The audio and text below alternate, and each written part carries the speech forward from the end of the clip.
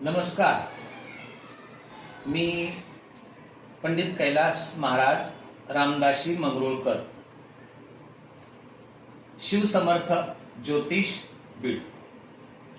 प्रतिवर्षाप्रमाणे याही वर्षी दीपावली पर्व.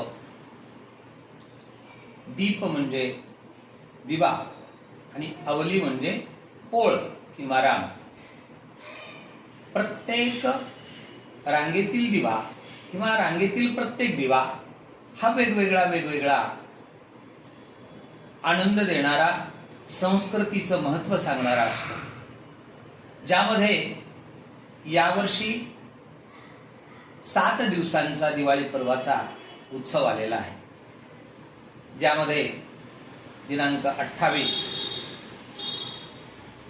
ऑक्टोबर ते 3 नोव्हेंबर या दरम्यान हा 7 दिवसाचा पर्वाचा योग आलेला आहे.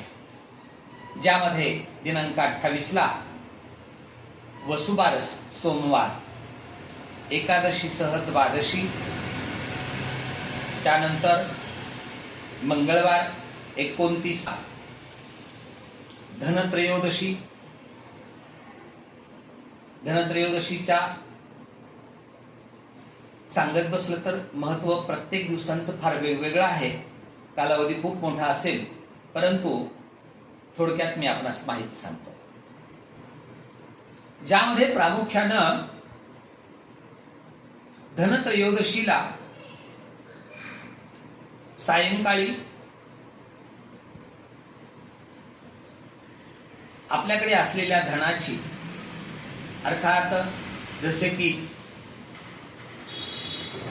प्रोफेशन मध्ये असतील तर डॉक्टर, वकील, इंजिनियर, ब्रोकर, दलाल इत्यादी सर्वांनी आपापल्या व्यवहारासंबंधी, व्यवसायासंबंधी असलेल्या सर्व साहित्याचं पूजन करायचं असतं. जे त्यांची इन्स्ट्रुमेंट असतील, जसे वैद्यकांकडील जी काही साहित्याची, तर ती का करायची असते तर धन्वंतरी ही देवता ज्यावेळी देव आणि असुरांचं समुद्र मंथन करून त्यावेळी निघालेली 14 रत्न होती, त्यातील एक रत्न म्हणजे धन्वंतरी आहे.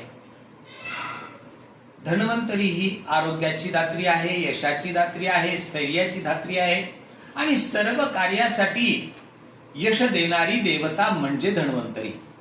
मग त्या दिवशी आणखीन काय विशेष पूजन करावं तर सूर्यपुत्र यम यासाठी यमदीपदान अवश्य करावं.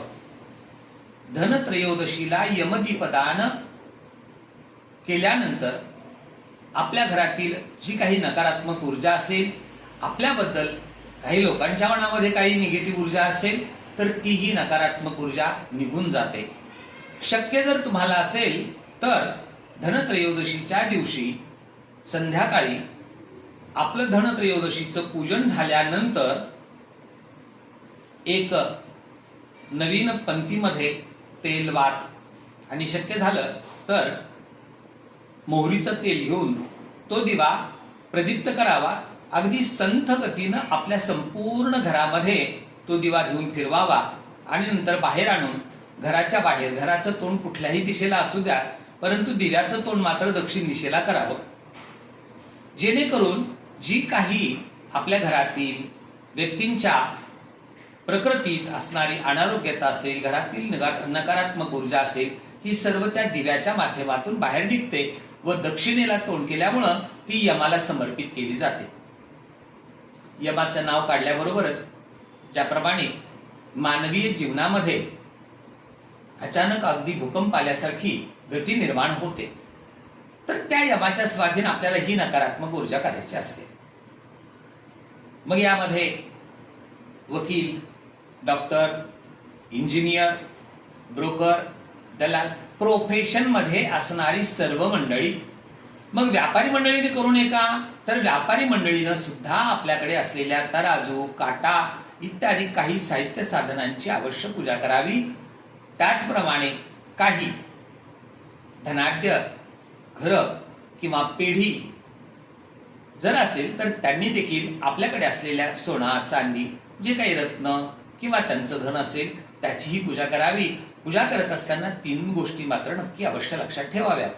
पहिली गोष्ट ही की त्या धनदेवतेला त्या कुबेर रूपानं आपण धने व्हायचे आहेत, त्याला अत्तर व्हायचं आहे आणि शक्य झालं तर शमीपत्र आणि झेंडूची किंवा शेवंतीची फुलं व्हायची आहेत. का तर ऋतू प्राधान्यता दिलेली आहे. याप्रमाणे धनतेरस पर्व अर्थात धनत्रयोदशीचं पर्व मनवावं. त्यानंतर येतं नरक चतुर्दशी. या वर्षीचा नरक चतुर्दशीचा नव्हे तर या 7 दिवसामध्ये येणाऱ्या या दीपावली पर्वामध्ये काही क्षतिथी, काही धर्मप्रमाण यामुळं दिवस पुढे मागे झालेली आहे. नरक चतुर्दशी ही आपण बुधवार दिनांक 30 रोजी करायची आहे. त्याचं कारण असं आहे तर 30 तारखेला का करायची आहे तर त्याचं कारण हे आहे की चंद्रोदयाला त्रयोदशी सह चतुर्दशी असावी म्हणून त्या ठिकाणी ही बाकी शास्त्रीय प्रमाण ही नंतरच्या व्हिडिओमध्ये दिली जातील. कारण का आता तो फार प्रगल्भ आणि स्वतंत्र विषय आहे. परंतु दिलेल्या प्रमाणाप्रमाणे काही महाराष्ट्रीयन पंचांगाप्रमाणे त्यांनी हे 31 तारखेला दिलेलं आहे, तर काही उत्तर भारतीय पंचांगाप्रमाणे 30 तारखेला दिलेला आहे. मतांतर सोडून द्यावं. परंतु नरक चतुर्दशी हा पर्व उत्सव करत असताना त्यामागील धर्म कहाणी, पुराणोक्त कहाणी देखील आहे की नरक चतुर्दशीला चंद्रोदयाच्याच वेळी किंवा चंद्रोदयापूर्वी का स्नान करावं. कहाणी खूप मोठी आहे.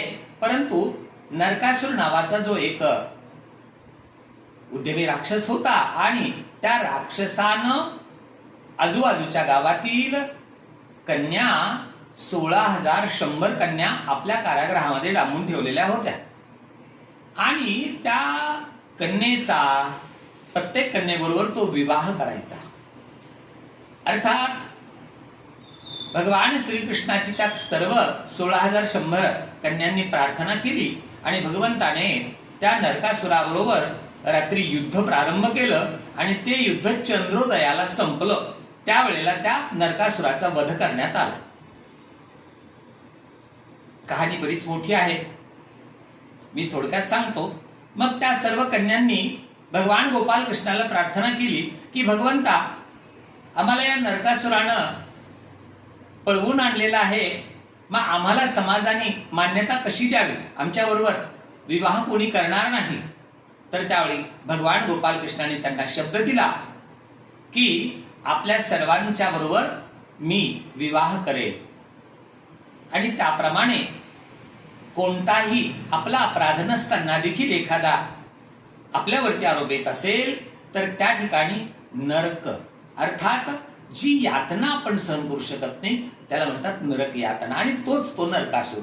आजच्या कलीमध्ये काम, क्रोध, लोभ, मोह, दंभ आणि अहंकार हे 6ही नरकासुराचीच रूप आहे. कोणत्याही व्यक्तीमध्ये या पैकी कामवासना जर निर्माण झालेली असेल तर तो नरकासुर समजावा. मग नरक चतुर्दशीला चंद्रोदयाच्या वेळी त्याचा पीडेचा परिहार करून गोपाल कृष्णांनी सर्व त्या युवतींना स्वतंत्र अधिकार दिले आणि पत्नी रूपाने स्वीकारलं म्हणून नरक चतुर्दशीचं विशेष महत्व आहे.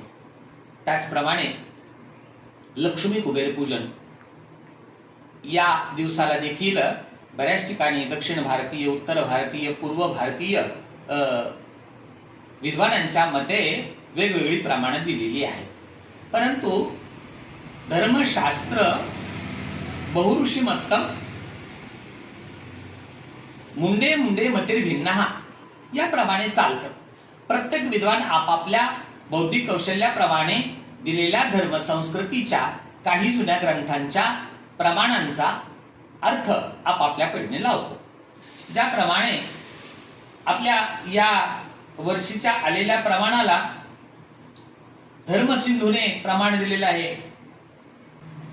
इयं प्रदोष व्यापिनी ग्राह्या दिनद्वये सत्वा सत्वे परा. तिथी निर्णय धर्मसिंधू इत्यादिकांनी प्रमाण दिलेली आहे. मग त्यावरती वादविवाद न करता नियमाप्रमाणे एक प्रमाण आहे. ते प्रमाण म्हणजे हे की जर का प्रदोष व्यापिनी ही काही प्रमाणात जरी असेल तर ती अमावस्या कोणत्याही विशेष पूजनासाठी पर्वासाठी ग्राह्य मानावी आणि त्याप्रमाणे आपण दिनांक 1 या दिवशी करावं.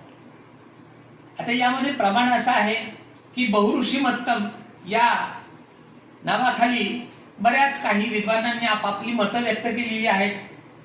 आता यावर्षीचा ज्याप्रमाणे विचार केला तर कली संमत 5125, विक्रम संमत 2081,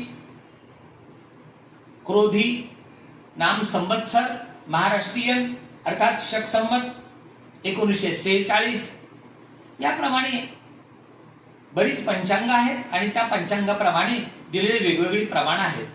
कोणत्याही प्रकारचे काही शंका असतील तर त्यासाठी आपलं पूर्ण समाधान केलं जाईल. परंतु आपण वेगवेगळ्या समाजाच्या वेगवेगळ्या मतांच्या वेगवेगळ्या विचारांच्या आहारी न जाता आपण केवळ एक हिंदू आहोत आणि हिंदू संस्कृतीप्रमाणे आपण दीपावली पर्व कशा पद्धतीनं साजरं केलं पाहिजे या गोष्टीला महत्त्व द्यावं. शंका समाधानाचा विषय हा स्वतंत्र व्हिडिओ मी आपल्यासाठी स्वतंत्र मुद्दाम वेळ देऊन करेल. संपूर्ण शंकांचं समाधान केलं जाईल. आपण प्रश्न विचारावे, मी त्या सर्व प्रश्नांची उत्तर देईल. परंतु प्रश्न हे योग्य आणि वाजवी असावेत. बऱ्याच वेळी असंही होऊन जातं की काही मी व्हिडिओ पाहिलेत जे माझ्याकडे घेऊन आलेली काही आमची योग्य विद्वान मंडळी करतायत. विद्वत्वंच नृपत्वंच नैव तुल्यम कदाचन. विद्वानाची तुलना राजाबरोबरही होत नाही. योग्य चर्चा असेल तर अवश्य त्या ठिकाणी चर्चा करावी, परंतु त्या चर्चेसाठीचं प्रमाण देखील त्या ठिकाणी समोरच्याला माहित पाहिजे. अगदी क पासून सुरुवात ज्ञ पर्यंत नेणं हे योग्य विद्वानांना नाही. त्या कारणाने यामध्ये आपल्याला जेवढं कळतं तेवढं करावं.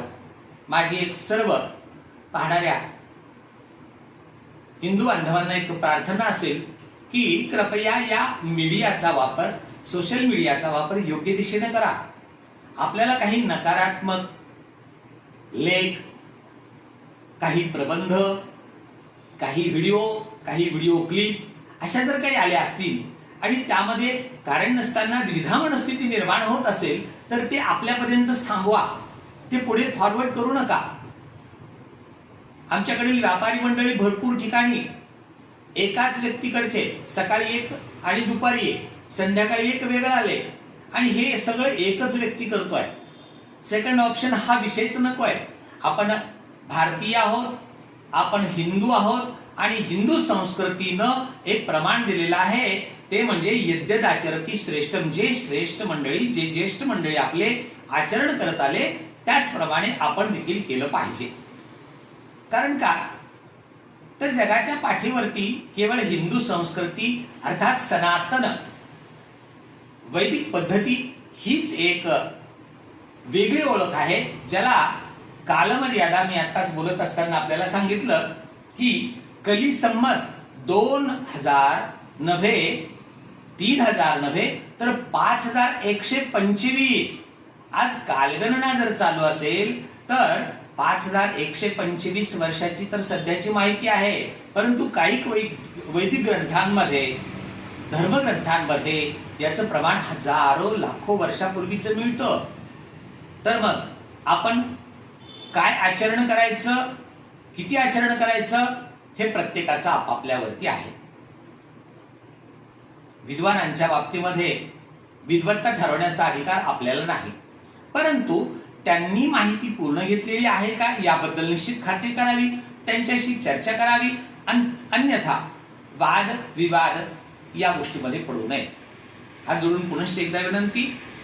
28 ऑक्टोबर ते 3 नोव्हेंबर पर्यंत 7 दिवसाचं दीपावली पर्व आनंदानं आपण साजरं करावं. आपल्याला दीपावलीच्या हार्दिक शुभेच्छा आणि आशीर्वाद. जय श्री कृष्ण. श्रीराम.